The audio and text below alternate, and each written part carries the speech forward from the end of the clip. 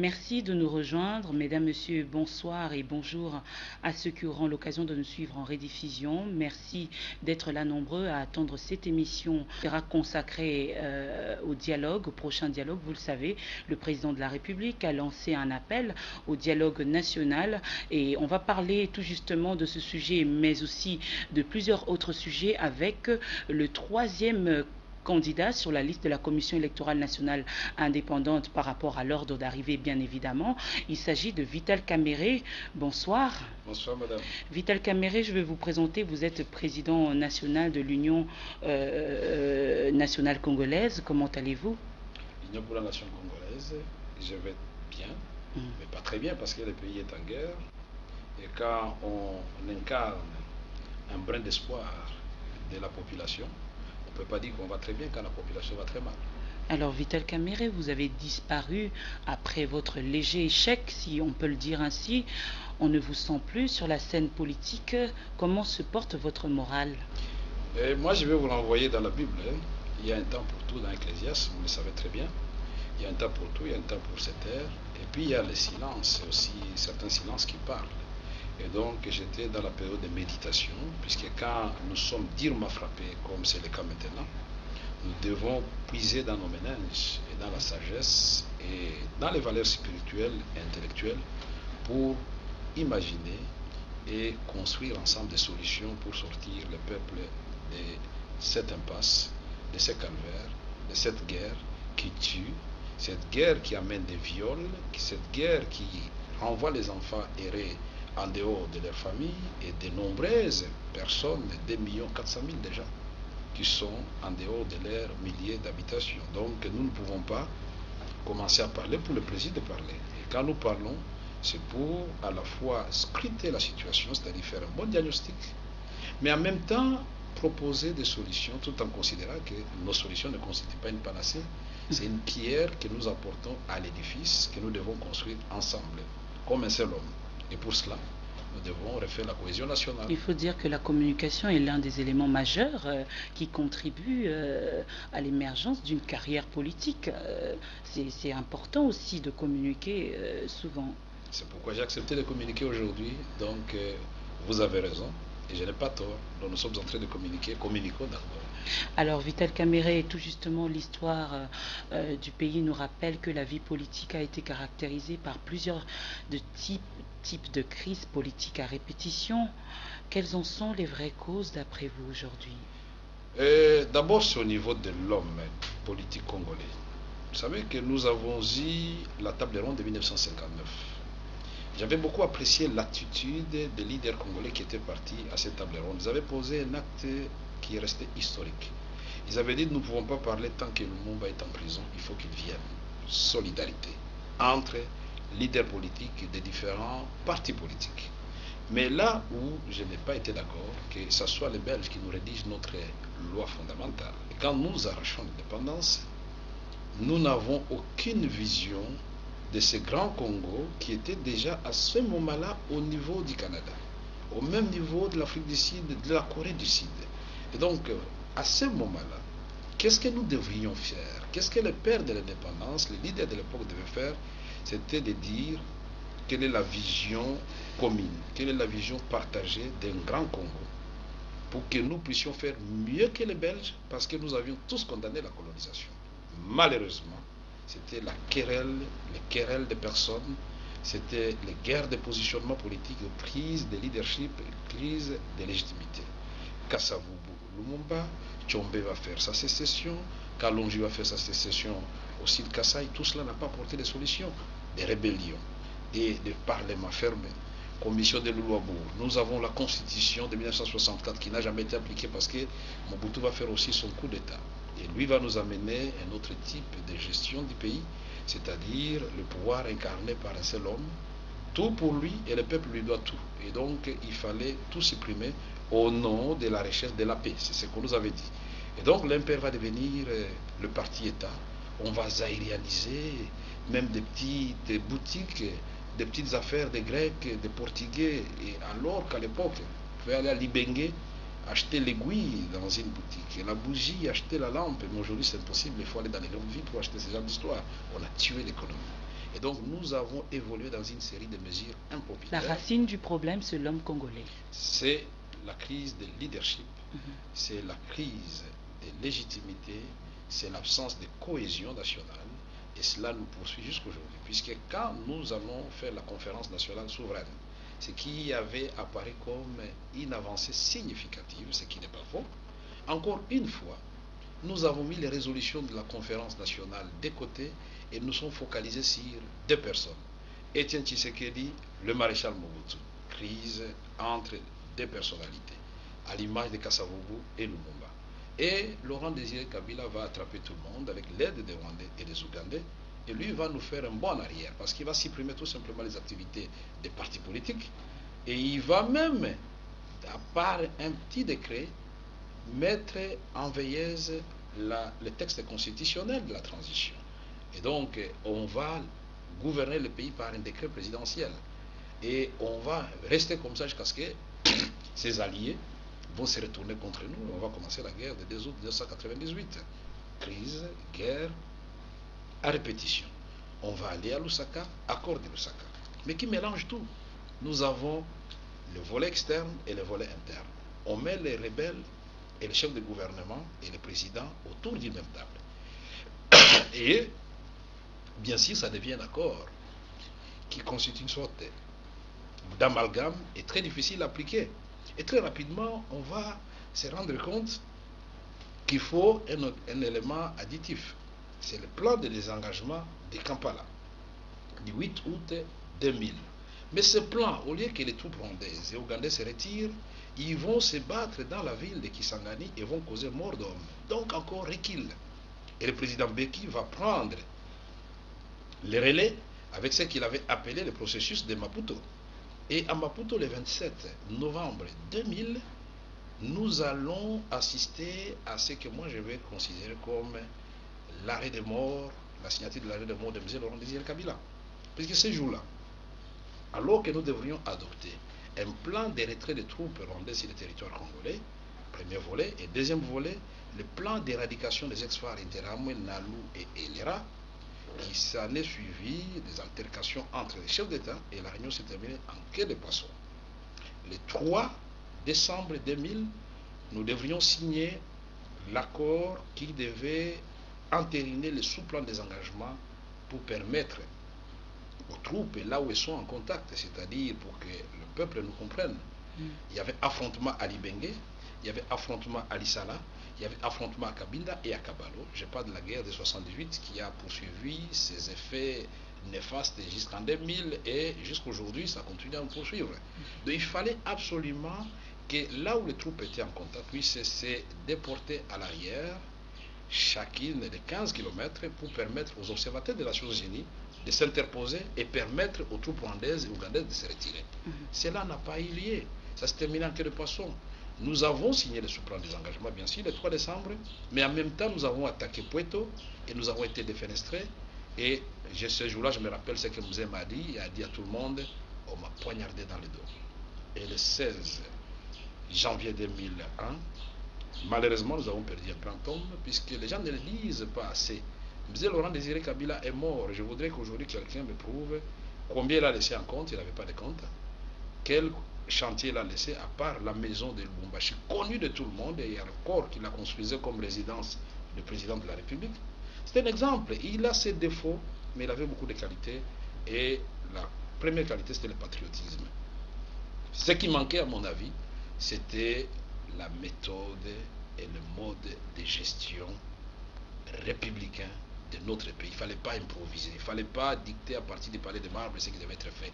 Il fallait la séparation des pouvoirs, que chaque institution fasse son travail et que lui soit le grand manager pour conduire le Congo vers les lendemains meilleurs. Mais aujourd'hui, nous avons eu les élections de 2006, après la signature de l'accord global inclusif à Sun City le 17 décembre 2002, encore une lueur d'espoir, parce que le 30 juin 2003, nous allons mettre en place le gouvernement de 1+4. Mais je dois dire, beaucoup de gens se sont moqués de cette formule. Malheureusement, ils ont été démentis par les faits. Le Congo n'a jamais été aussi bien géré que cette période-là. Pourquoi? Parce que Kabila avait peur de Bemba, Bemba a peur de Kabila, Roubero a peur de Kabila. Donc le pouvoir arrêtait le pouvoir. Personne n'était seul maître à bord. Donc on ne pouvait pas signer des contrats miniers n'importe comment. On ne pouvait pas puiser dans la caisse de l'État n'importe comment. Mais nous avons organisé les élections de 2006. L'espoir a encore pris un pas en avant. Ces élections, on peut les critiquer, mais Bemba a accepté sa défaite, nous devons le féliciter. Mais au lieu... Malgré tout ce qu'il y a eu. Malgré tout ce qu'il y a eu, il a accepté sa défaite. Mais c'est lui qui a gagné.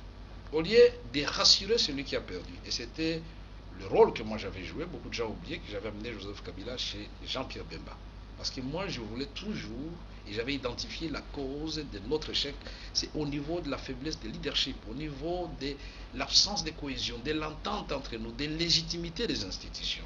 Et donc, il ne faut pas un pouvoir personnel. Mais à l'époque, les gagnants ne ne doivent pas... Vital Kamerhe. Je le disais, et je vais vous remémorer ça, si le temps nous le permet. Les gagnants ne devaient pas tout gagner, et les perdants ne devaient pas tout perdre. Il fallait trouver les consensus et les renforcer, les consensus de Sun City, pour qu'on continue, même si on a gagné. On peut dire, bien sûr, moi, Joseph Kabila, j'ai gagné, mais je voudrais, parce que l'État est encore fragile, la paix n'est pas encore retrouvée totalement. J'ai encore besoin des acteurs qui ont perdu, et je voudrais savoir s'ils veulent travailler avec moi, ou alors favoriser l'élection du porte-parole de l'opposition et lui donner tous les moyens de sa politique, et que Kabila accepte, ou accepta à l'époque, qu'il soit contrôlé par Bemba, et les choses allaient avancer. J'étais président de l'Assemblée nationale. J'ai vu beaucoup de choses, et tout s'est passé à la télévision. Nous avons eu à gérer des dossiers, jusqu'au dossier de l'entrée des troupes rwandaises, et j'ai démissionné. Et donc, vous avez démissionné sous impulsion, on vous a poussé à démissionner, Vital Kamerhe. Vous n'avez pas démissionné par votre propre vouloir. Non, j'ai beaucoup entendu ça, que ça soit vrai ou faux, mais une chose est vraie, et que mon discours va rester dans les annales de l'histoire. J'ai prononcé un discours, et j'ai demandé à mes pères qui m'ont élu d'accepter mon départ sans vote et sans débat, pour éviter de plonger le pays dans une autre crise. Et j'ai résisté, et ce n'est pas moi qui l'ai dit, allez fouiller dans les annales du journal Le Soft, aujourd'hui Kinki est au gouvernement, il va passer des dire, qui nous donne le numéro où il avait donné il a relaté ce qui s'est passé à Kingakati le 20 janvier 2009. Et il a démontré comment Kamerhe a tenu tête à toutes les grosses têtes du PPRD de l'AMP. Moi j'ai dit, c'est le peuple d'abord, c'est la constitution de la République, c'est le principe républicain. Monsieur le Président, je vous aime bien, nous avons des rapports étroits, mais face aux intérêts du peuple congolais, je ne peux pas vous accompagner dans une tombe. Je ne peux pas accepter que les troupes étrangères entrent sur le territoire congolais sans que l'Assemblée nationale soit informée conformément à l'article 213 et 214 de notre Constitution. Et que pour moi, je lui avais dit, les blessures du peuple congolais étaient encore fraîches et que ce n'était pas le moment de faire les forces conjointes avec le Rwanda. Et moi, j'avais proposé qu'il y a moyen de trouver une solution au problème des ex-FAR interamoués et en même temps relancer les relations de coopération et diplomatique avec les Rwandais pour que nous vivions en paix dans la région des Grands Lacs. Les faits sont là. Avec le président Kengo, nous sommes allés au Rwanda. J'ai prononcé un discours qui restera historique au Parlement rwandais. Et j'ai expliqué que vous êtes là, nous sommes là, la géographie et l'histoire nous a condamnés d'être là et nous y serons jusqu'à la fin des temps. Ce qui est plus intelligent pour nous tous, c'est de trouver les voies et moyens pour que nos peuples respectifs vivent en paix. Et donc, on ne m'a pas poussé à la démission. J'ai démissionné pour éviter, parce que j'ai lu l'histoire, et j'ai toujours rappelé mes professeurs d'université, Kabea Chikuku et Nyembo Shabani, quand vous ne vous donnez pas les rendez-vous avec l'histoire, vous allez soit stagner ou répéter les mêmes erreurs et vous enfoncer. Donc, je me suis remémoré l'histoire de Kasavubu et Lumumba, et j'ai vu là ça où amener le pays. J'ai dit non, je ne voudrais pas être responsable de cela, que je perde pour que le peuple gagne, et que j'ai tort. Mais malheureusement, le temps m'a donné raison, puisque les alliés d'hier sont devenus aujourd'hui les ennemis d'aujourd'hui. Votre amour de la patrie a primé. Voilà pourquoi aujourd'hui vous avez rompu des relations avec Kabila, si on comprend bien. Non, il ne faut pas personnaliser la politique, les relations avec Kabila. Kabila, il est président de la République. C'est un homme. Kamere, il est président de l'Union pour la nation congolaise. C'est un homme. Nous ne sommes rien devant le peuple congolais. Les relations que nous devons entretenir, ce sont des relations avec le peuple congolais en tant que leader. Nous nous mettons ensemble dans une vision partagée pour le peuple congolais. À l'exemple de Jésus-Christ. Pourquoi Jésus-Christ, fils de Dieu? Lui était le berger. Et le berger, vous savez, il est derrière les troupeaux, n'est-ce pas? Mais en même temps, c'est lui qui indique la voie à suivre. Voilà un grand leader. Un leader, c'est celui qui est derrière son peuple, tout en indiquant la voie à suivre à ce peuple. Donc, tout ce que nous devons faire, c'est servir le peuple, pas servir Kabila, pas servir Kamere. Nous sommes au service du peuple. Voilà le leadership que nous devons incarner. Et nous en parlerons certainement, puisque je vois que vous avez beaucoup de questions à poser. Alors, Vital Kamere, lorsque vous avez atterri à l'opposition, vous aviez un calcul, bien évidemment, au regard de l'évolution de votre carrière politique aujourd'hui. Votre calcul va vers sa résolution ou les différentes surprises que nous a toujours réservé l'avenir, vous en prouvez le contraire?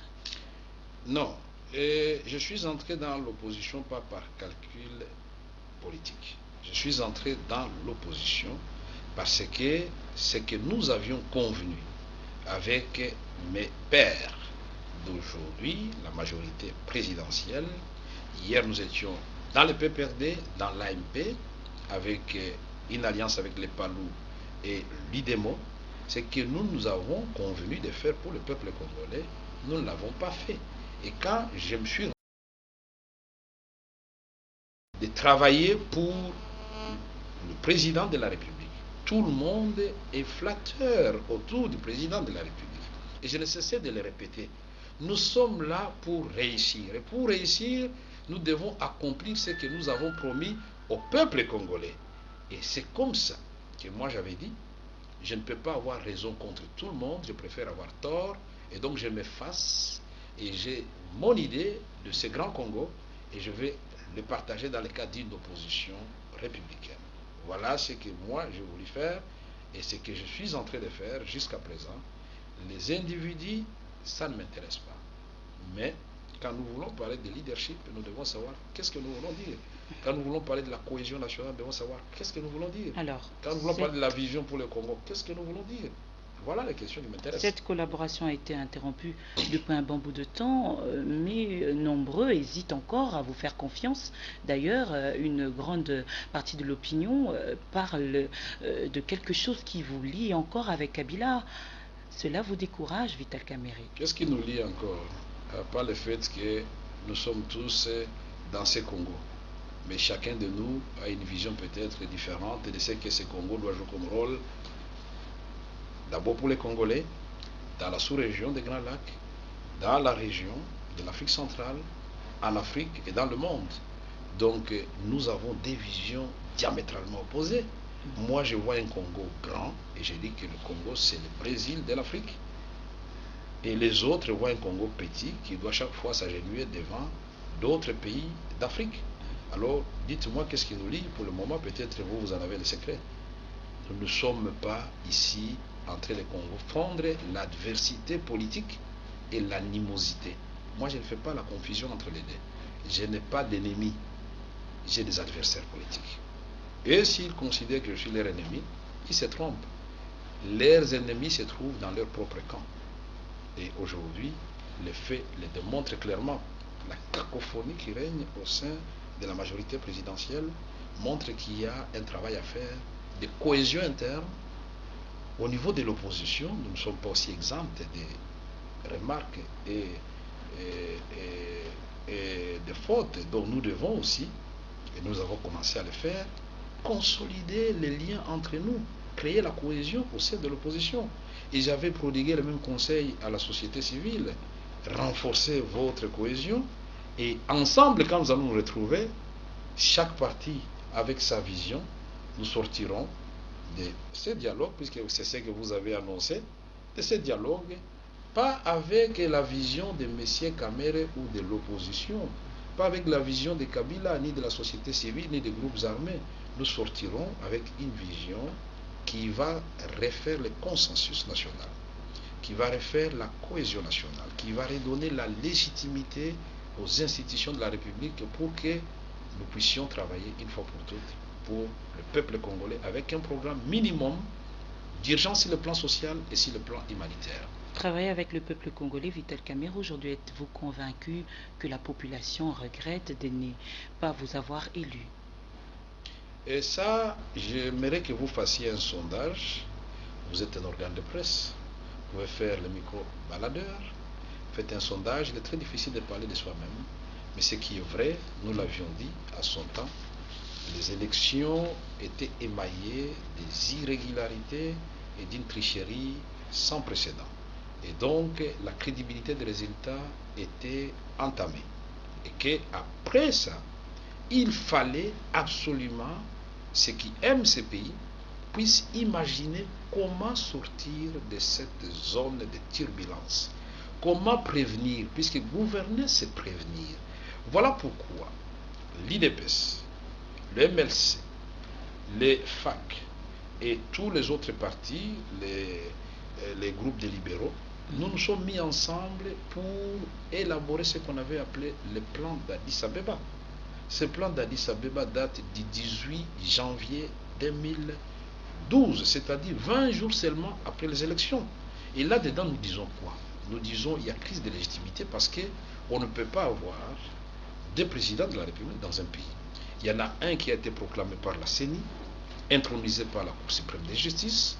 Il y en a un autre qui s'est autoproclamé, mais qui jouit de l'adhésion. Il n'a pas suivi la logique, il s'est présenté devant l'institution organisatrice, vous le savez, et c'est cette institution qui a tranché en fin de compte. Elle a tranché, mais elle ne peut pas se substituer au peuple congolais. Quand la volonté du peuple est extorquée, le peuple le fait savoir. La volonté du peuple se traduit par la Commission électorale nationale indépendante. Non, ça c'est vous qui le dites. Cette commission n'était pas indépendante, et aujourd'hui les révélations du pasteur Mulunda viennent prouver ce que nous disions déjà à l'époque. Vous le savez très bien parce que vous lisez, nous avons tous appris que le pasteur Mulunda a fait une sortie remarquable en Kilubakati et on nous a traduit ça en français. Il a dit qu'il a été payé en monnaie de singe, lui qui a favorisé l'élection du président Joseph Kabila. Ce n'est pas moi qui l'ai dit. Faites vos recherches et vous allez tomber. Ce n'est qu'un homme, comme il peut mentir, comme il peut être déçu, aujourd'hui raconter des choses. Quand vous avez la capacité de lire dans le cœur des gens, alors vous nous direz qui est menteur entre le pasteur Mulunda et ceux qui disent que Kabila a gagné. Je vous laisse vous juger cela, mais moi je vous donne une information et en tant que journaliste, vous devez prendre l'information, la vérifier, puisqu'elle est audiovisuelle. Alors si Mulunda ne l'a pas dit, et si Mulunda n'a pas été président de la commission électorale indépendante, puisque vous l'avez dit tout à l'heure, que c'est la CENI d'après vous qui devait incarner. Il avait entre ses mains la décision de l'avenir de tous les Congolais. Pensez-vous aujourd'hui qu'il est... Vous êtes en train de vous contredire.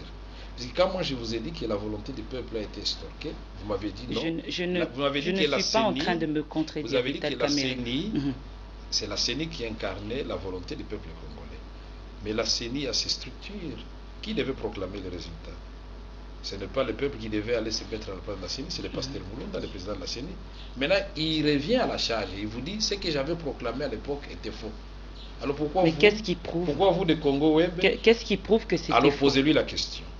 C'est plus simple. Je crois que vous pouvez l'inviter aussi. Vous avez évoqué ce terme, donc voilà pourquoi on vous a posé à vous la question. Vital Kamerhe, le pays est agressé. Vous le savez, et comme l'une des résolutions, l'institution président de la République a lancé un appel au dialogue, les contacts sont déjà en cours. Vous avez déjà été contacté? Contacté par qui? C'est ça la question que je voulais savoir. Les contacts sont en cours. Je ne peux pas répondre à votre question, mais je vais préciser la question. J'ai été contacté par les différents émissaires qui sont venus des États-Unis d'Amérique, de l'Union européenne, de l'Union africaine, des autres pays d'Afrique. J'ai été contacté par les évêques. J'ai été contacté à l'époque déjà par les comités de médiation qui avaient été institués par la CENI. Ces comités de médiation avaient proposé à l'époque, dans les circonscriptions où il y avait contestation des votes, qu'on puisse recompter et refaire. Et j'avais accédé à cette proposition. Les évêques sont allés très loin. Dans leur déclaration du 5 février 2012, ils ont dit au point 6 nous sommes très préoccupés par les irrégularités qui ont caractérisé les élections. Et nous invitons les principaux acteurs, Vital Kamerhe, Etienne Tshisekedi et Kabila, de se concerter pour que très rapidement un dialogue inclusif soit organisé pour éviter la dérive. C'est le prêtre qui le dit le 5 février 2012. J'ai les documents ici, je vous les donnerai avant de partir. Monsieur et donc, Kamerhe, maintenant, si vous voulez être clair, contacté par qui, dites-moi. J'ai bien précisé la question. L'institution président de la République a lancé un appel. Aujourd'hui, le contact se font via le président de l'Assemblée nationale, Aubin Minakou. Vous avez déjà été contacté, monsieur Kamerhe. Nous avons répondu clairement à cette question. Nous avons dit que les concertations que l'honorable Évariste Bochab avait commencé à faire, c'était des concertations avortées. Et nous avions dit que celle que le président de l'Assemblée nationale avait commencé était un mort-né. Parce que tous les deux n'avaient pas qualité pour faire ce genre de conseils. Ils le font au nom de quoi? Parce qu'ils font partie des problèmes aussi à résoudre. Tous les acteurs politiques qui ont pris part aux élections font partie des problèmes à résoudre. Nous sommes tous devant le tribunal. Nous accusons les autres d'avoir triché. Et voilà qu'une partie au conflit dit non, moi je me constitue en médiateur, venez, nous allons trouver une solution. Vous avez vu ça où, dans quel film? Et donc c'est pourquoi nous avons dit le seul dialogue valable, parce que nous contestons la légitimité du président de la République, nous contestons les élections telles qu'elles se sont passées. La seule médiation valable, c'est une médiation neutre, internationale. Et nous n'allons pas inventer la roue, on l'a vu et ça a donné ses fruits à Sand City. Tout le monde, et on a eu la garantie de bonne faire, puisqu'à la fin on a eu les CIAT, les comités internationaux d'accompagnement de la transition. Nous voulons avoir un dialogue. Quand vous parlez de la médiation, c'est une autre étape. Là, on est... Le dialogue, nous l'avons accepté. Ça, parce que nous les avons été... Le premier, c'est l'opposition. C'est le 18 janvier, je vous l'ai dit, 2012, que l'opposition a dit que pour s'en sortir, il faut se mettre autour d'une table. Et à l'époque, l'opposition avait même donné les termes de référence, mais qui ont évolué aujourd'hui. Nous avons dit que nous allons parler de la CENI, parce que cette CENI devait être restructurée totalement. Nous allons parler des prochaines élections provinciales, locales, municipales et autres. Nous devons parler de la façon dont les élections se sont passées, la vérité des urnes. Nous devons parler de l'installation de la Cour constitutionnelle. Nous devrions parler de la bonne gouvernance du pays, c'est-à-dire tous les contrats léonais qui ont été signés au nom du peuple congolais, mais qui ne voient pas les retombées de ces contrats. Nous l'avions fait. Les évêques l'ont fait le 5 février, je vous dis. Moi-même, en tant qu'acteur politique et mon parti, nous l'avons fait le 5 octobre 2012. Et là, je vais vous remettre les documents, puisqu'il y a trop de polémiques là-dessus. Et Congo était là ce jour-là quand j'ai présenté ce document, le plan de sortie de crise. Et là-dedans, je parle du dialogue national pour s'en sortir. Et l'objectif visé ici, c'était de recouvrer la légitimité, refaire la cohésion nationale, retrouver le consensus, pas aller se régler des comptes. Et les documents est clair. Nous disons ce que nous attendons des Congolais, ce que nous attendons du gouvernement de la RDC, ce que nous attendons de l'opposition, ce que nous attendons de la sous-région, ce que nous attendons des autres Africains, ce que nous attendons de la communauté internationale. Tout est là, il dit là-dedans, et ce qui doit être abordé. Nous le savons, l'opinion d'ailleurs vous a félicité du fait que vous avez été le premier à avoir cette initiative, mais vous n'avez pas continué. Donc, c'est-à-dire, pour l'exécution de cette initiative, il n'y a pas eu de contact, vous n'avez pas, ou soit vous les faisiez, mais d'une manière discrète. Vous savez que la fourmi, quand elle construit sa maison, quand elle sort la tête, c'est que la construction est terminée. C'est ça la politique que nous avons voulu adopter. Il ne faut pas crier sous les toits, il ne faut pas chercher à être félicité. Ce que nous faisons, nous ne le faisons pas pour nous. Nous le faisons avant tout pour notre pays, pour notre nation, pour notre peuple. Nous avons fait les consultations au niveau de l'opposition politique. Mais avant l'opposition politique, nous avons voulu aller nous ressourcer chez les évêques. Et nous avons été reçus par le président de la CENCO, entouré de ses secrétaires généraux. Nous lui avons donné notre lecture de la situation et nous lui avons dit, voici le contenu que nous pensons donner au dialogue entre Congolais. Et nous avons voulu avoir ces conseils. Vous êtes arrêté là ou vous êtes allé plus loin? Vital Kamerhe, allez-y. Nous avons voulu avoir ces conseils parce que nul n'est parfait. Nous avons voulu avoir ces conseils avant de continuer. Et nous avons donc élaboré un document que nous avons soumis au FAC avec Lisanga Bonganga, Ingele et tous les autres, que nous avons soumis à Martin Fayoulou, que nous avons soumis au MLC et l'UN de Clémacan, au MLC de Jean-Pierre Bemba. Et vous avez suivi, les images sont là, à l'issue de cette grande rencontre, et même la rencontre avec les FAC, il y a eu des déclarations. Lisanga a dit que nous partageons le contenu que le président de l'Union pour la nation congolaise vient de nous présenter. À l'issue des discussions avec les MLC a donné sa contribution, l'UN de Clémacanco a donné sa contribution et nous sommes arrivés à des points de convergence. J'ai parlé à l'occasion et Germain Kambinga, qui est porte-parole du MLC, MR, Mouvement pour le Renouveau de Clémacanco. Non, mais pour le moment, il était là en tant que coordonnateur de l'Union pour la Nation. Pour la Nation, il était accompagné de Bomanza et de Luko. Donc, c'est pour vous dire qu'on a vu la classe politique. Et donc, peut-être, c'est le moment de le dire, les gens croient que nous dormons. Nous avions décidé que certains d'entre nous puissent accepter de se constituer en experts. Et tous les documents, que ce soit les documents des Camérés, les documents de l'Isanga, les documents du MLC, les documents de Clémacanco, les documents de tous ceux qui ont écrit quelque chose, le professeur Mampouya et tous les autres, tous ceux qui ont écrit quelque chose en rapport avec la crise congolaise et comment s'en sortir, en rapport avec le dialogue, nous avons dit qu'on constitue une cellule qui va passer tous en revue pour sortir un seul document que nous allons appeler cahier des charges de l'opposition. Le travail est en train de se faire. Il sera présenté au grand public et vous serez invités. Et nous félicitons nos amis de la société civile qui ont commencé avant nous.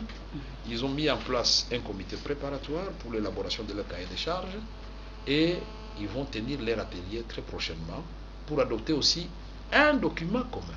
Et voilà pourquoi M. Caméré a conseillé aux amis de la majorité, au lieu de venir nous consulter, consultez-vous d'abord entre vous. Recréer la cohésion au sein de la majorité. Que Kamitato parle le même langage que Boshab parle le même langage que Minaku le même langage que Gizenga et Muzito. Et donc, nous voulons que quand nous allons nous rencontrer, qu'il n'y ait pas de fausses notes. C'est-à-dire, quand les gens de la majorité vont parler, tout le monde va se retrouver dans ce qu'il a dit. Il ne faut pas oublier que ces démarches sont institutionnelles, Monsieur Caméré. Je viens de le dire, c'est l'institution président de la République qui a eu l'initiative en tant que président de la République. Et ensuite, le président de l'Assemblée nationale, ils ont parlé des démarches institutionnelles. Mais qui reste alors dans les institutions, dans ce cas, il n'y a pas de problème. Alors où est le problème? Qui empêche au président de la République d'appeler les députés? Puisqu'il avait fait, on avait vu à la cité de l'OIA, il avait appelé les députés. Est-ce que nous nous sommes opposés? Les députés de l'INC sont partis. Aubin Minakou, quand il veut parler avec le président du groupe parlementaire, j'autorise toujours Bitakura, il va voir Aubin Minakou. Mais alors, Evariste Boshab, il le fait à quel titre? Répondez-moi. Malheureusement. Voilà, malheureusement. Donc c'est la cacophonie. C'est pourquoi nous disons qu'il y a un travail à faire de ce côté-là. Si c'est le dialogue, si c'est ça le contenu que le président de la République avait promis le 15 décembre 2012 devant les deux chambres en congrès, en disant que bientôt il va rendre public, incessamment, il avait dit, public le contenu de son initiative. Si c'est cela, je dis, c'est regrettable, puisque ce n'est pas ça que nous attendons, et ce n'est pas ça qui va régler la crise. Et nous avions déjà dit, avant tout le monde, tel un prophète, qu'aller discuter à Kampala entre le M23 et le gouvernement ne va apporter aucune solution à notre problème, puisqu'à ce niveau-là, il s'est posé en train d'évaluer l'accord du 23 mars 2009. Cet accord n'engage en rien l'ensemble du peuple congolais et l'ensemble de la classe politique congolaise. Deuxième problème, nous sommes étonnés. Le M23 n'existait pas le 23 mars 2009. C'est le CNDP qui avait signé l'accord. Mais voilà qu'à Kampala, le CNDP vient dans la délégation du gouvernement avec son président, Mangatutu, le sénateur, et en face, ils ont les M23 qui sont les transfuges du CNDP et qui s'approprient finalement l'accord du 23 mars. Mais il y a quelque chose qu'on doit nous expliquer et nous avions dit que nous sommes vraiment devant un imbroglio qui ne va pas apporter la solution. Ce qu'il faut faire, c'est quoi?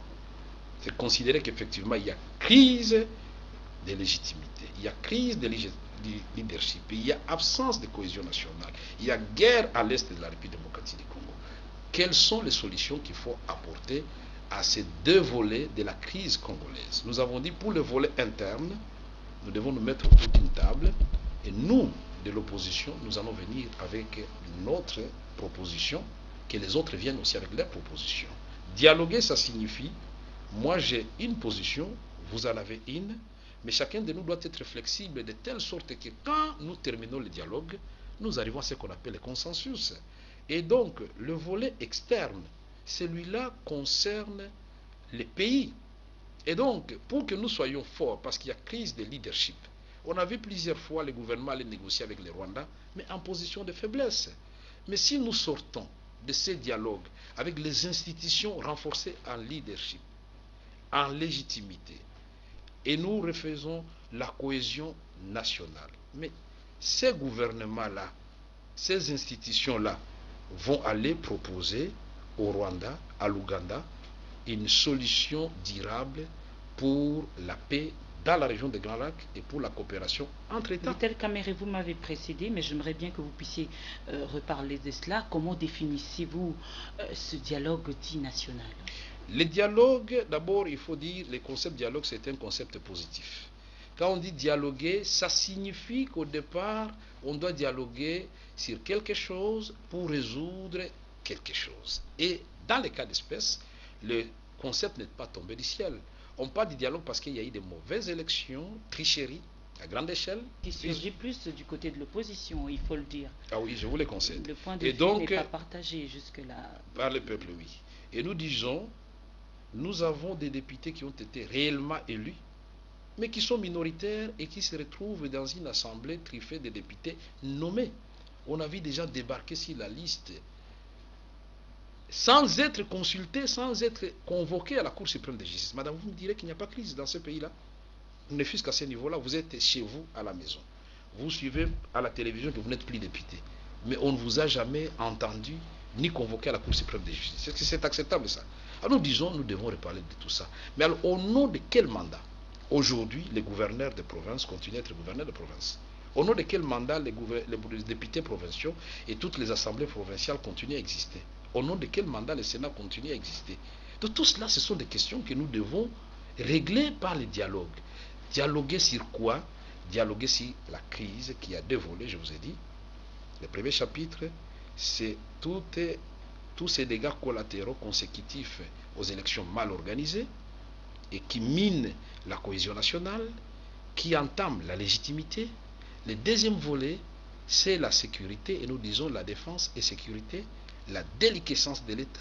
Nous n'avons pas d'armée, nous avons nous-mêmes infiltré notre armée, nous l'avons affaibli, notre outil de défense, nous n'avons pas de justice, la réforme, chaque fois qu'on commence, on tâtonne, nous n'avons pas encore le processus de paix, ne fût-ce qu'un débit, et donc nous, le dialogue tel que nous l'imaginons, c'est un dialogue avec deux grandes commissions. Juste une parenthèse, Vital Kamerhe, parlant de l'armée, vous avez été à côté de Kabila. J'ai été dans l'armée, vous voulez dire? Je dis parlant de l'armée, oui. Vous avez été à côté de Kabila pendant un bon bout de temps. Voilà. Est-ce qu'il y a eu des propositions de ce genre, Vital Kamerhe, en tant qu'enfant du pays et en tant que politicien qui s'est projeté l'avenir? Pas seulement qu'enfant du pays, mais il y a aussi des propositions d'autres Congolais. Il y a eu aussi des propositions de la communauté internationale, mais n'oubliez pas qu'il y a eu des résolutions et recommandations de Sun City. Il faut bien lire Sun City. C'est pourquoi nous disons que les dialogues que nous allons faire, les premières matières qu'il faut verser dans les comités préparatoires, ce sont les recommandations et résolutions de Sun City pour voir est-ce que tout ce qui avait été décidé à Sun City avait été fait. Non. Il y avait la question de l'armée. Là-dessus, que c'est exclu. Hein. Oui, la majorité n'est pas le peuple congolais. Je ne sais pas pourquoi la majorité vous fait peur, vous, les Congolais. C'est son point de vue. Nous respectons le point de vue de la majorité. Laissez-nous aussi exprimer notre point de vue. Nous estimons que ce qu'on avait convenu à Sun City, sans refaire le Sun City, doit être révisité. Est-ce que toutes les recommandations de Sun City ont été appliquées concernant les médias, concernant l'armée, concernant la justice, concernant la vérité et réconciliation. Est-ce que ça a été fait concernant les droits des humains? Est-ce que ça a été fait concernant l'éthique? Est-ce que ça a été fait? Est-ce que vous ne trouvez pas que c'est encore d'actualité? Il y a eu la conférence de Goma en janvier 2008. Toutes les résolutions et recommandations de la conférence de Goma, pour la première fois, toutes les communautés du Sud et du Nord Kivu étaient ensemble et ont réglé leurs différends et ont adopté ensemble et avec tous les groupes armés, s'il vous plaît, des recommandations et des résolutions. En présence des Nations Unies, de l'Union africaine et avec l'accompagnement des deux anciens présidents de la République, Obasanjo et Mkapa. Obasanjo du Nigeria et Mkapa de la Tanzanie. Mais rien n'a été fait et c'était assorti d'un accord. Et donc nous disons ça aussi, ce sont des éléments qu'il faut verser dans les comités préparatoires du dialogue. Et donc le dialogue, vous m'avez posé la question, voilà ce que le dialogue va faire. Scruter les recommandations passées, mais aussi passer en revue les propositions qui sont les cahiers de charges que nous allons amener. Le contenu du dialogue pour Joseph Kabila, c'est la cohésion nationale pour qu'en fin de compte, il y ait instauration de paix dans l'Est de la République. De l'autre côté de l'opposition, vous parlez de cette crise de légitimité qui n'est vue que par vous jusque-là. Monsieur Kamere, pensez-vous qu'est-ce qui va arriver avec ce dialogue? Parce que ils sont en train de dire que les institutions élues démocratiquement vont rester sur place et il n'y aura pas question de crise de légitimité. Qu'est-ce qui va arriver? Madame, je ne sais pas. Moi, je n'ai pas suivi le président de la République.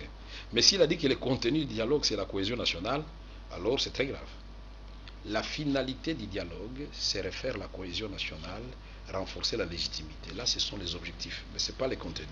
Le contenu du dialogue, madame, quand on veut parler du contenu du dialogue, on doit se poser la question de savoir comment va se faire la médiation.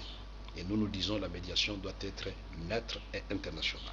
Quand on parle du contenu du dialogue, on doit se poser la question où doit se dérouler le dialogue. Et nous disons que le dialogue doit se dérouler dans une capitale proche du Congo, ici à l'ouest. Pourquoi? Parce qu'en le faisant à Kinshasa, qui était notre première préférence, laissez-moi terminer. Et donc, en le faisant à Kinshasa, nous savons ce qui s'est passé pendant la conférence nationale souveraine. On brûlait les maisons des gens parce que vous avez pris une position. On traquait les gens, on intimidait les gens. Nous disons le contenu des dialogues, c'est de dire quel est le format de ces dialogues. Et le format des dialogues, pour nous, l'opposition, est clair, ça se dégage. Il y a la majorité, c'est-à-dire le gouvernement, il y a l'opposition, il y a la société civile, il y a les groupes armés, M23, tout ça, on les regroupe.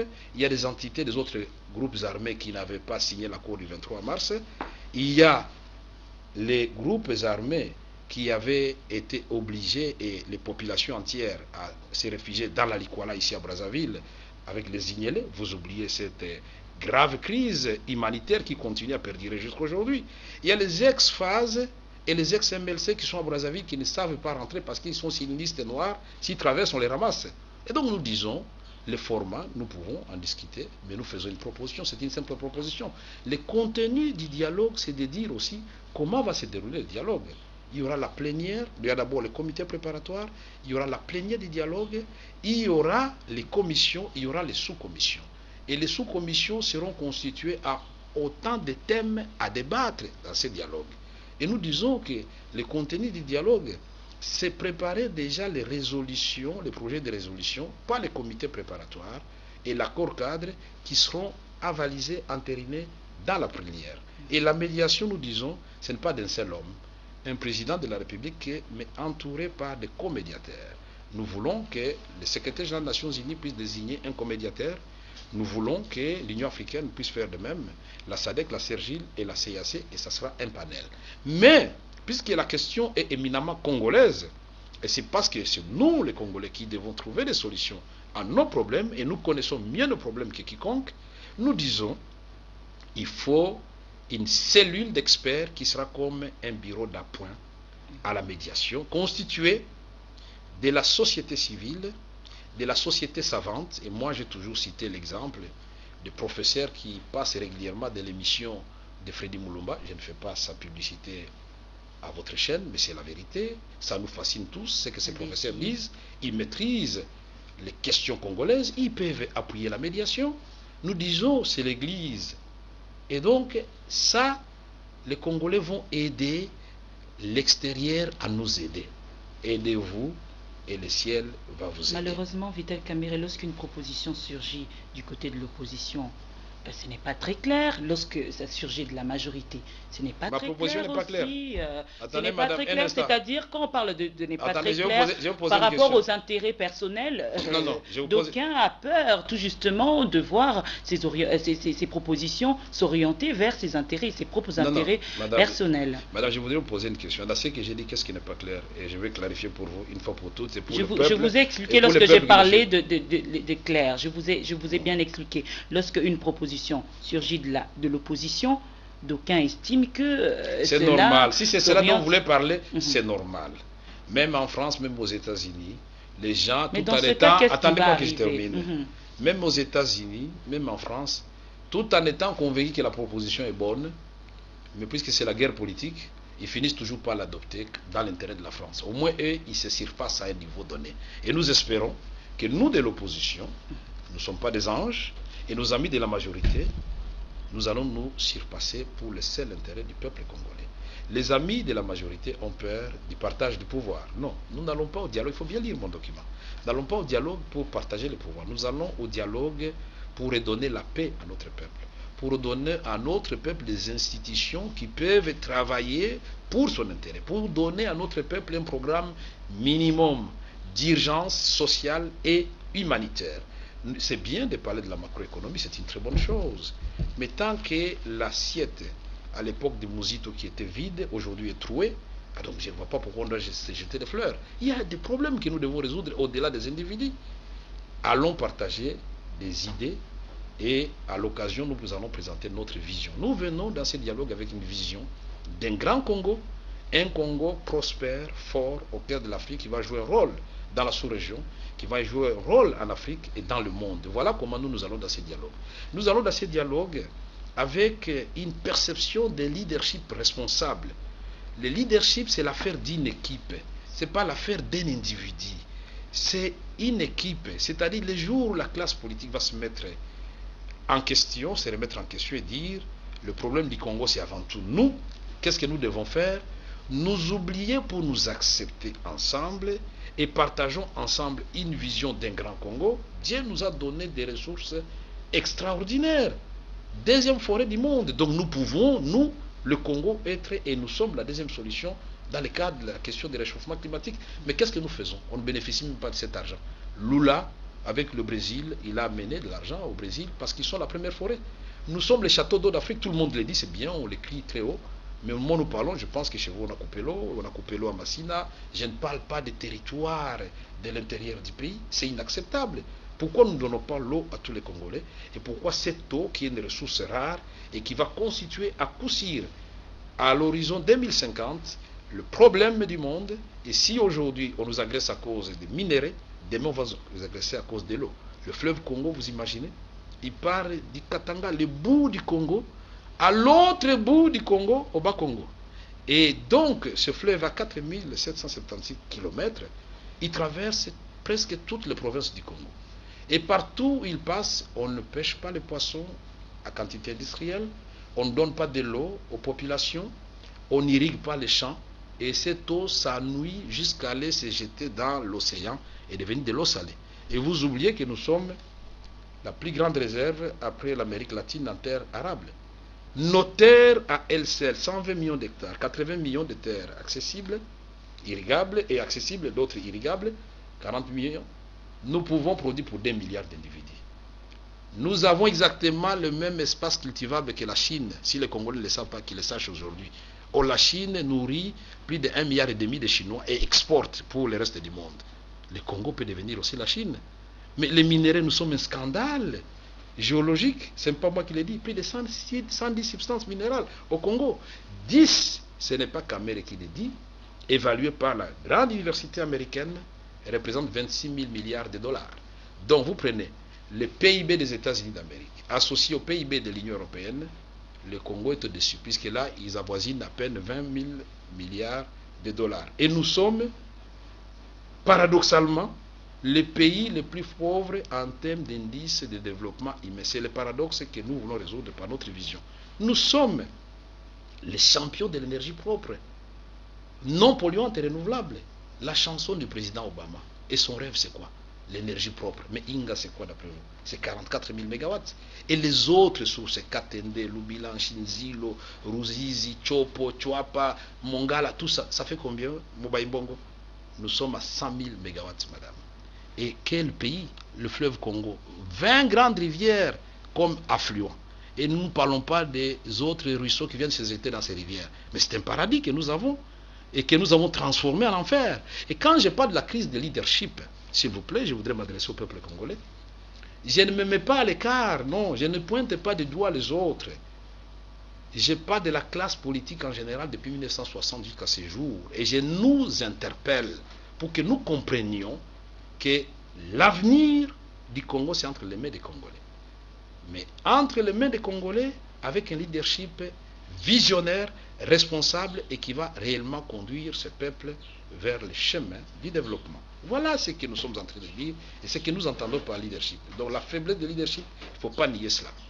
L'absence de l'État, il ne faut pas nier cela. Du gouvernement Matata, Matata Ponyo, le Premier ministre, vous lui avez donné cours. Je n'ai pas bien suivi votre question. Vous avez parlé tout justement de l'exercice du gouvernement Matata. J'en ai parlé à quel moment? Juste en passant, vous avez évoqué le nom Matata, s'il vous plaît, Monsieur Caméré. Vous lui avez donné cours à un certain moment. Il faut le rappeler aux téléspectateurs. Aujourd'hui,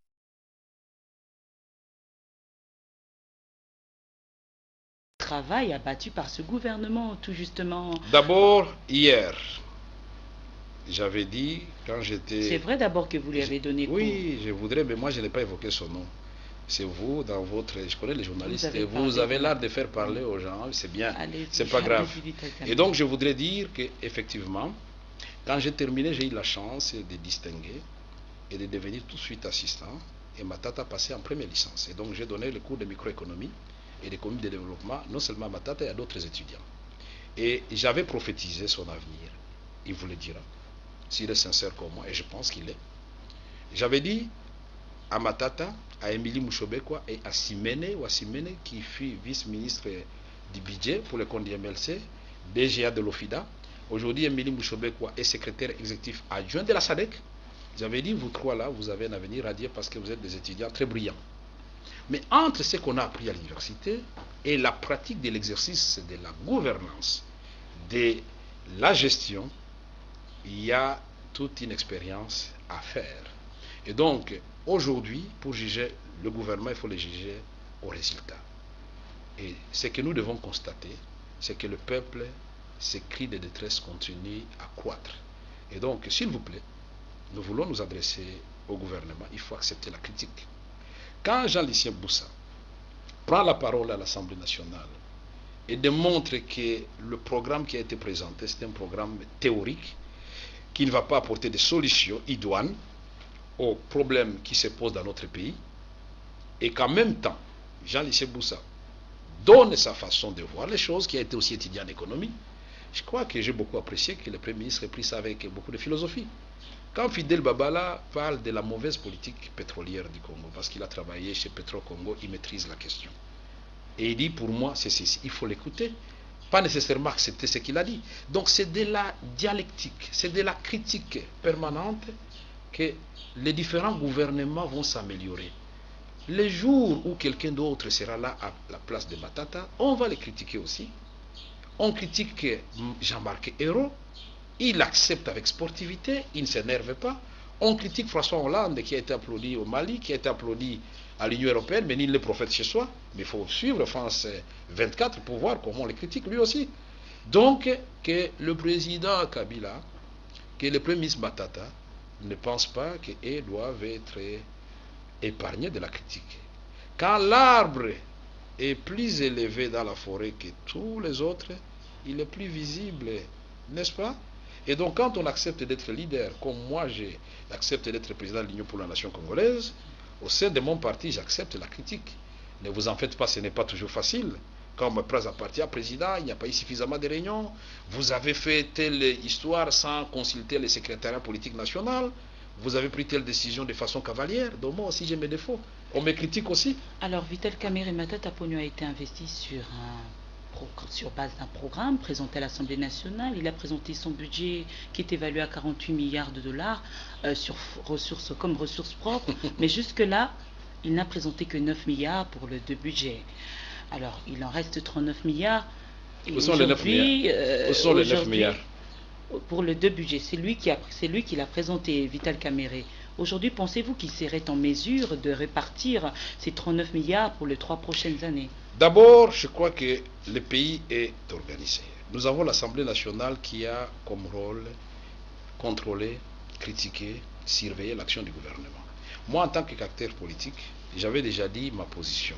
48 milliards, c'était une utopie dès lors qu'on n'avait pas combattu l'informel, dès lors qu'on est continué à plonger dans les contrats léonais, dès lors que les gens qui avaient puisé cet argent des contrats léonais l'ont caché à l'extérieur, quand 48 milliards c'était possible, puisque un seul contrat de la GECAMIN de 36 millions de dollars, on le vend à quelqu'un 36 millions de dollars, Sodimico, et la personne va revendre ça à 850 millions de dollars. Nous comprenons que l'argent dort au Congo et que ça profite aux autres. Et quand on prend une action de la GECAMI de 75 millions de dollars, on revend ça à plus de 250 millions de dollars, et que cet argent ne retombe pas dans la caisse de l'État, il y a problème. Et le Premier ministre, j'avais suivi, il a failli avoir crise entre lui et le président de la République. Parce que dans son explication, il a dit que ces histoires ont été faites avant moi, et il a reconnu lui-même que c'était mal fait. Et donc le Fonds monétaire international attend toujours 2 ou 3 contrats qu'on a cachés jusqu'à présent pour savoir les auditer et savoir où est passé cet argent. Ça, ce n'est pas moi qui l'ai dit, vous pouvez le lire dans toute la presse, vous pouvez le lire dans toutes les annales du Fonds monétaire international. Mais j'aimerais qu'on revienne à l'actualité qui nous concerne et qui était l'objet de notre émission. Le dialogue et comment sortir de la crise congolaise. On va y arriver, M. Kamerhe.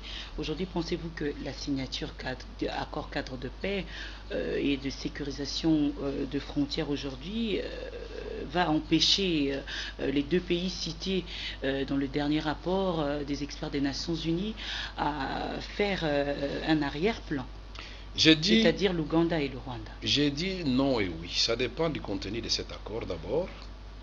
Si cet accord contient les attentes que nous avons, nous, épinglées, nous avons dit, nous les Congolais, nous voulons recouvrer l'intégrité et la souveraineté de notre pays. Nous avons un État indépendant et nous entendons vivre en paix avec tous les voisins. Et nous voulons que les voisins fassent de même. Nous avons dit, nous Congolais, nous sommes les premiers responsables de la déliquescence de l'État et de la crise congolaise.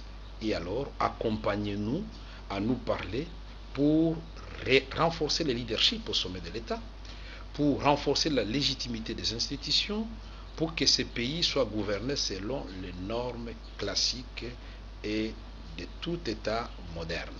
Nous avons dit, nous Congolais, ce que nous attendons de la communauté internationale, parce que c'est vous, en 1994, qui avez ouvert le couloir à travers l'opération Turquoise, entérinée par le Conseil de sécurité. Vous nous avez amené des millions de réfugiés rwandais, parmi lesquels les ex-FAR Interahamwe. La question des ex-FAR Interahamwe, ce n'est pas une question congolaise. On nous a collé cette question sur le dos. Ça fait des misères, des malheurs, des morts dans notre pays, des femmes violées. Vous avez la première responsabilité de trouver une solution à ces problèmes. Et la solution, il ne faut pas aller l'inventer ailleurs.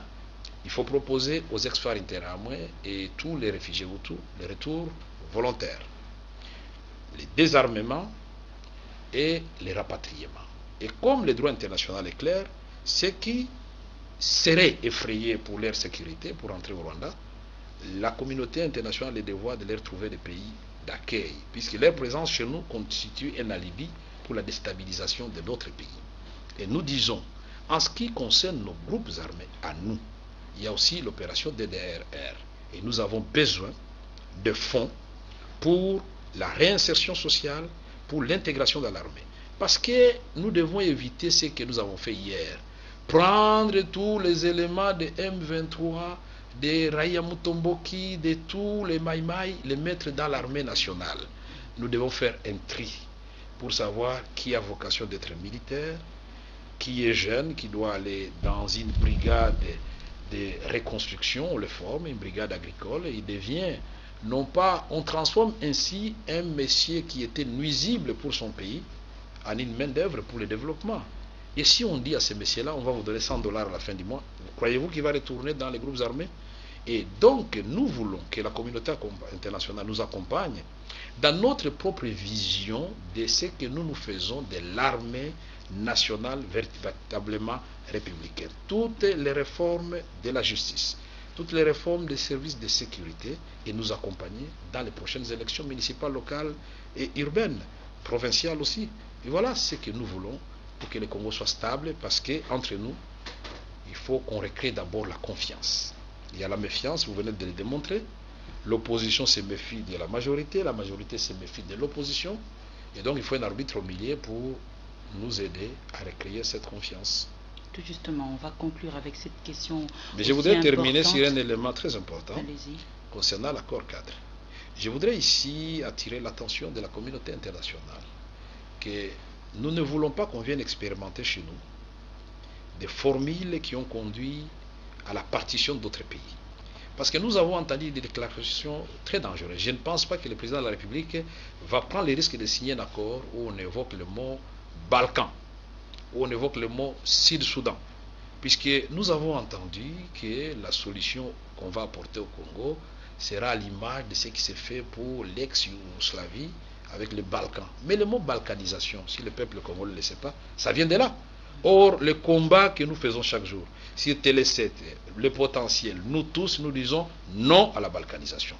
Mais je suis étonné de voir qu'on évoque ça et que les gouvernements congolais ne réagissent pas. Alors que le porte-parole du gouvernement a toujours été très rapide dans la réaction. Il doit pouvoir dire non à l'allusion au Balkan et au Sud-Soudan. Parce que chez nous, nous n'avons pas d'un côté la Serbie et de l'autre côté la Bosnie. Chez nous, nous avons le peuple congolais et un Congo uni. Et donc, on ne nous amène pas des divisions qui n'existent pas chez nous. Il faudrait bien lire cet accord avant de... Non, je suis en train de dire... Je suis en train de dire que je recommande aux présidents qui sont en train de s'apprêter à signer. Je prédis, et c'est un conseil que je donne, que dans cet accord, nous ne voyons pas le mot Balkan, le mot Sud-Soudan, puisque nous ne sommes pas ici avec le Congo du Sud, le Sud-Congo et le Nord-Congo, non. Nous n'avons pas ici la Bosnie et la Serbie. Nous sommes un seul Congo, donc on ne nous amène pas. Notre problème n'est pas très compliqué. Il suffit de le vouloir, nous allons pouvoir. Le vouloir, ça signifie le président Kabila. Quand nous irons au dialogue, il doit pouvoir déclarer, moi, Joseph Kabila, je viens au dialogue, je réaffirme que la Constitution est au-dessus de nous tous. Donc, je ne vais pas y toucher. Je suis à mon dernier mandat. Je libère les prisonniers d'opinion que j'avais arrêtés injustement. Koutino, Mokia, Chalupa et tous les petits qui se croupissent là-bas inutilement. Etienne Tshisekedi, en tant que grand leader, doit aussi dire « Je vais au dialogue intercongolais avec le seul but d'abord de privilégier l'intérêt du peuple congolais, le peuple d'abord. » Vital Kamerhe, qui était troisième, doit dire aussi, même si mes voix étaient captées à l'Est, j'ai 8%, ce qu'ils disent. Ils disent j'ai 8%. Mais 8% c'est beaucoup. Mais je n'ai pas eu 8%, j'ai eu plus que ça, parce que j'étais la cible du pouvoir.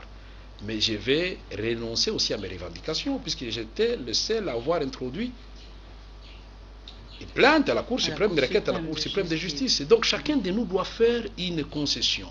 Puisque si chacun reste dans sa position de départ, il n'y aura pas de consensus, il n'y aura pas de cohésion qu'on recherche, il n'y aura pas de légitimité, et donc nous allons sortir du dialogue avec une crise encore plus aiguë qu'avant. Tout justement, on va conclure avec cette question aussi importante. Vital Kamerhe, aujourd'hui, que proposerez-vous pour la tenue de ce dialogue, et vous vous attendez à quoi comme retombée?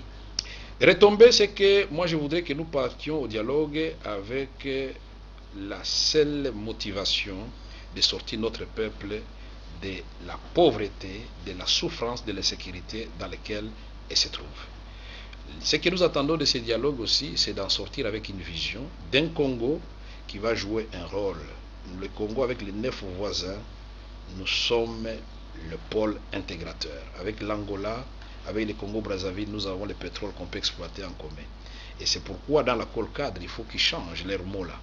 L'exploitation des ressources en commun, ce sont des ressources frontalières d'abord, puisque nous avons le gaz méthane avec le Rwanda, nous avons le pétrole avec l'Ouganda, Nous avons les lacs Tanganyika avec la Tanzanie, la Zambie, le Burundi et nous-mêmes. Et donc, il faut que les choses soient claires. Pour le reste, c'est du domaine de la coopération régionale.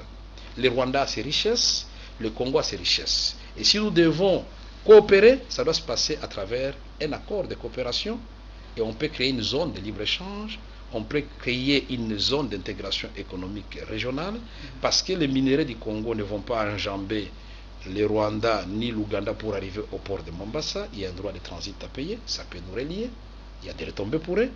Pour aller au port de Dar es Salaam, et tout cela, nous devons passer par le Burundi. Et donc, nous pouvons trouver des formules qui vont ramener la stabilité dans la région des Grands Lacs. Nous sommes déterminés au niveau de l'opposition comme de la société civile, et nous voulons qu'il en soit de même de nos amis de la majorité, à nous élever et à privilégier les intérêts du peuple congolais. Et nous avons une vision pour le Congo. Malheureusement, aujourd'hui, je n'ai pas mon exemplaire de mon livre en français, j'en ai amené en anglais.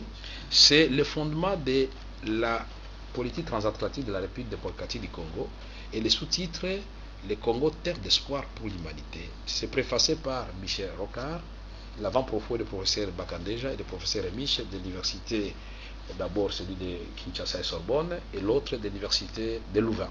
Et là-dedans, donc, vous trouvez toutes les questions que vous avez posées, de l'histoire du Congo à nos jours, comment nous avons pataugé, et je termine pour montrer que l'espoir est permis. Un autre Congo est possible grâce aux ressources que je viens de vous démontrer, mais pourvu que nous puissions installer à la tête de l'État un leadership responsable. Voilà, nous écrivons, c'est le rôle de chaque politicien de laisser et déléguer aux générations passées quelque chose, génération future, quelque chose. Ce n'est pas exemple de critique, et d'ailleurs tout travail scientifique doit être critiqué. Et donc je soumets ça à votre exercice pour savoir quelle est la pensée de Vital Kamerhe par rapport à la République démocratique du Congo, et pourquoi je suis optimiste que le Congo va devenir le Brésil d'Afrique, parce qu'il y a des similitudes. Vous jetez une pierre de Mwanda, elle va tomber au Brésil. Si vous reliez, on supprime l'océan Atlantique, parce que c'était la séparation des plaques tectoniques, le Brésil sera relié au Congo. C'est la même végétation. Le président Lula avait fait voter, je crois, la résolution 1040, pour qu'on enseigne désormais au niveau fondamental, des études fondamentales, que la culture actuelle brésilienne a bénéficié de la culture du Congo. Et donc, le Congo a joué un grand rôle dans le monde. Nos familles sont allées travailler aux États-Unis et partout ailleurs. Il est temps que nous travaillions pour nous-mêmes. Et donc, ce que nous avons pu faire ailleurs comme esclaves, nous pouvons le faire ici en homme libre, mais avec un leadership visionnaire. Vital Kamerhe, merci. C'est moi qui vous remercie de nous avoir accordé cet honneur, d'avoir répondu à notre invitation. Mesdames, Messieurs, merci à vous de nous avoir accordé beaucoup d'attention pour suivre cette grande émission consacrée au dialogue national, vous le savez. Et le regard de ce soir a été rivé sur Vital Kamerhe. Il est président national de l'Union pour la nation congolaise. D'ici là, portez-vous bien et restez avec nous sur la télévision haute définition. À très bientôt. Bonsoir chez vous.